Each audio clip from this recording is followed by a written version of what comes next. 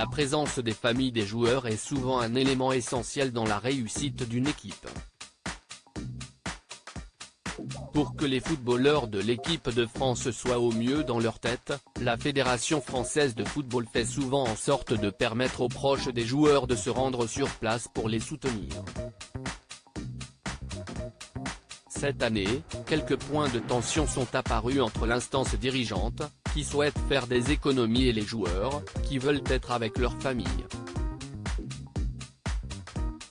On ne comprend pas comment on peut payer quand on n'est pas champion du monde en 2018 et qu'on ne peut plus quand on l'est, a témoigné un membre de l'entourage d'un joueur à l'équipe récemment. Tout n'est donc pas au beau fixe pour les joueurs, qui sont pourtant logés dans un hôtel particulièrement luxueux.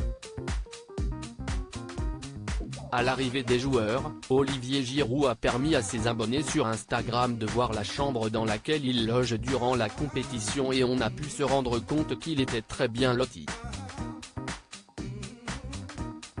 Ce mardi 22 novembre au soir, la France a joué son premier match contre l'Australie et l'entrée en matière a été réussie.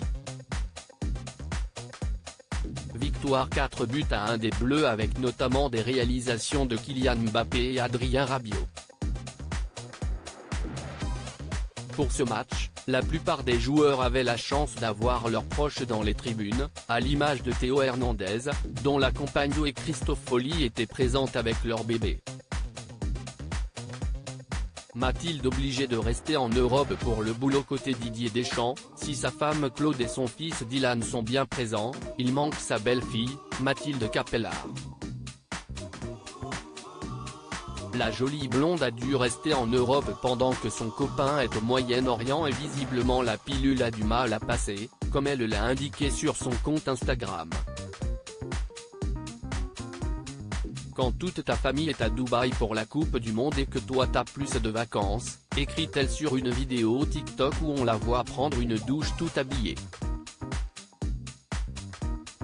Malgré cette déconvenue due à son travail, elle reste patriote et comme elle le montre sur une autre vidéo, elle supporte la famille depuis son écran de télévision. Les vidéos sont à retrouver dans le diaporama.